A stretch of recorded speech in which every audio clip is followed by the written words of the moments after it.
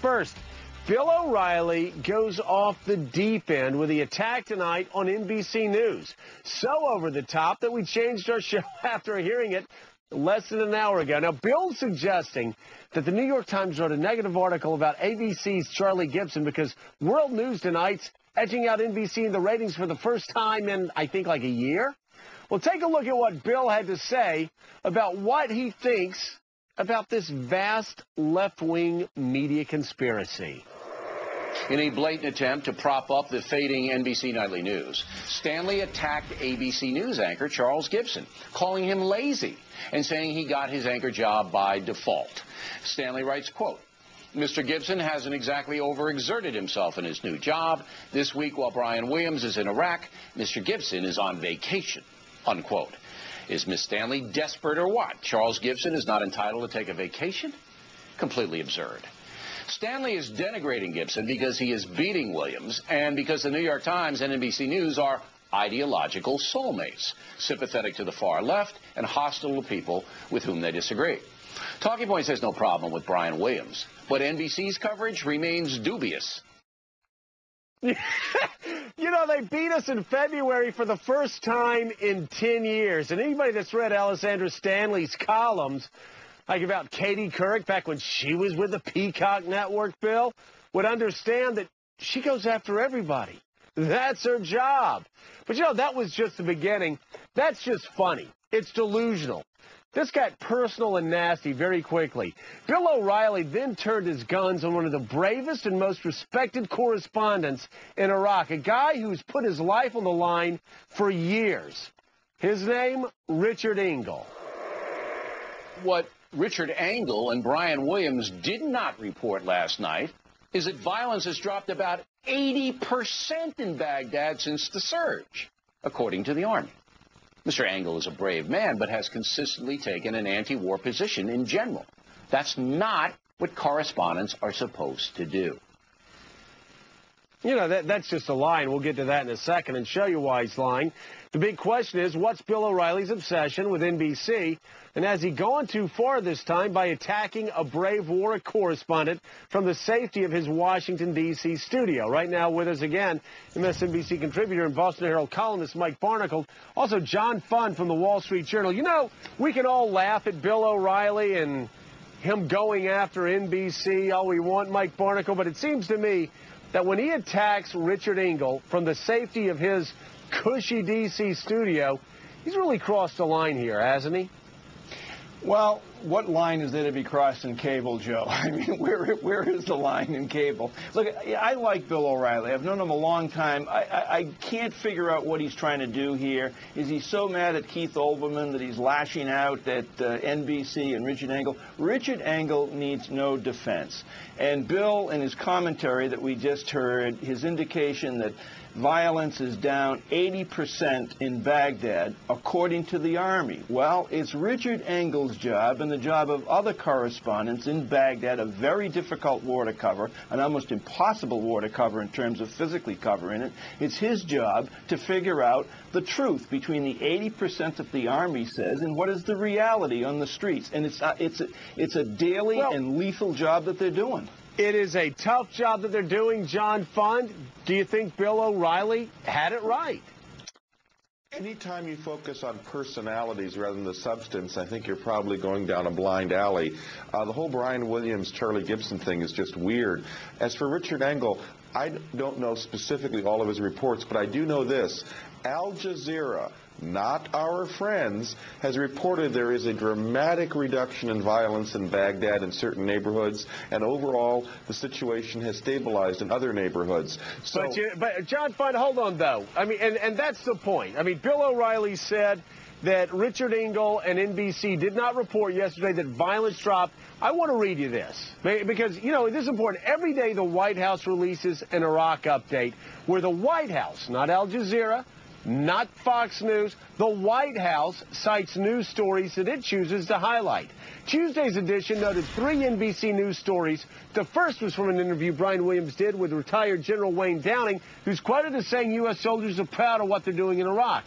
The second's from NBC's Richard Engel, quoting Iraqis on the ground, saying they finally feel like there's security in their region. Engel also cited statistics from the U.S. military that indicated that violence was down, indeed down in Sadr City. And the third was an interview Brian Williams did with day-to-day commanders of U.S. troops in Iraq, and Williams said to the general, quote, "They just said they don't want us to leave." You know, that's the 10th time I've heard that today. What's troubling to me, John Fund, is that Bill O'Reilly goes on an hour ago. He claims Richard Engel didn't cite those Army statistics, claiming that violence was down 80%, when in fact Engel did last night, and in fact the White House quoted Engel. So Bill O'Reilly goes on his air. He lies about a reporter who puts himself in harm's way, and so many millions of Americans just digest it. Isn't that troubling?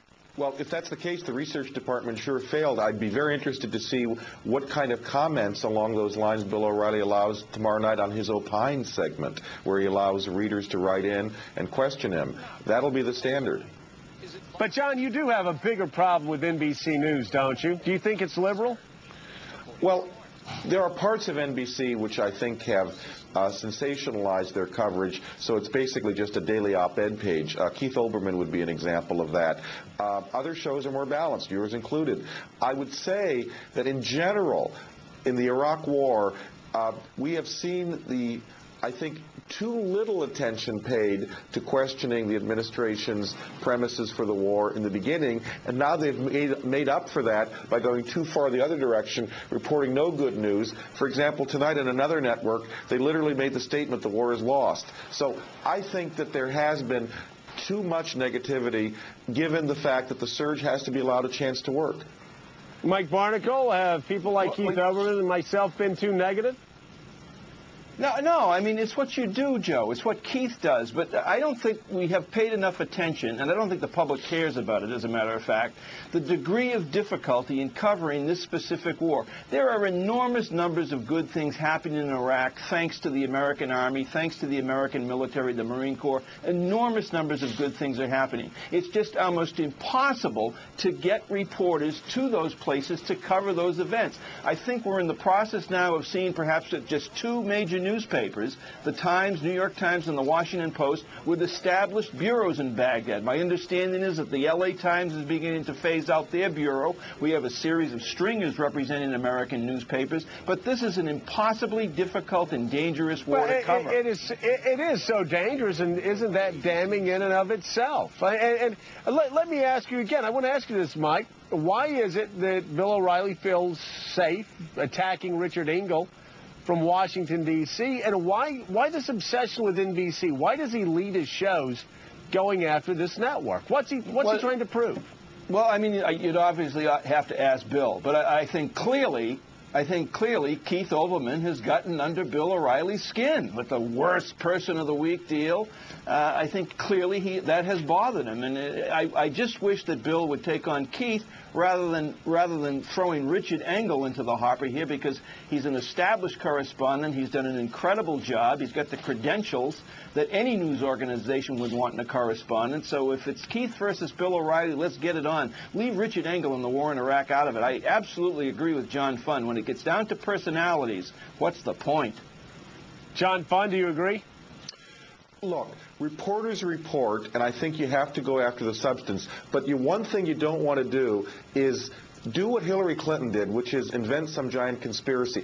I do know that the New York Times and the NBC television network are not in bed together. I mean, they may share a certain worldview, but there's no coordination going on there. Having said that, I think the healthy criticism, it used to be the networks would never criticize each other. A certain amount of this, not focused on personalities, is very healthy. It's sort of like ombudsman. You're acting as the guard against excesses by any network, because you're going to be slammed by your competitor. A certain amount of that is fine, but let's keep it out of personalities. And you know, John Funt, I agree with you completely. For too long, 3 networks just patted each other on the back, and the top newspapers did the same thing. I've got no problem with them going after each other. My question is, who's Bill O'Reilly's ombudsman going to be now? Now that we found out that he goes on TV, he lies about Richard Engel, he lies about NBC, he lies about statistics that he claims weren't given, and he just keeps barreling forward. Will Bill O'Reilly apologize to Richard Engel, and will he apologize to NBC? You know, Bill O'Reilly went on the Colbert Report, and Colbert went on to Bill O'Reilly's report. I think it's about time that you go on the O'Reilly Factor and O'Reilly comes on your show. Well, you know, I would love that to happen, and I would love us just to debate one issue. Exactly. Who's the true conservative? I'll win that one any day of the week. That would be a big topic, and I know you'd have some ammunition. One thing, Joe. Cable TV, a lot of it is show business. Covering the war in Iraq, that ain't show business. Exactly. We have to separate the two. It is not show business at all, and I think covering the war is extraordinarily important. And I hope the first 30 to 45 minutes of this show every night is not show business. We try to tackle Iraq, Iran, the war on terror, and the important issues that face us. Now, the last 15 minutes, that is show business, and that's why we call it Hollyweird. Mike Barnacle, John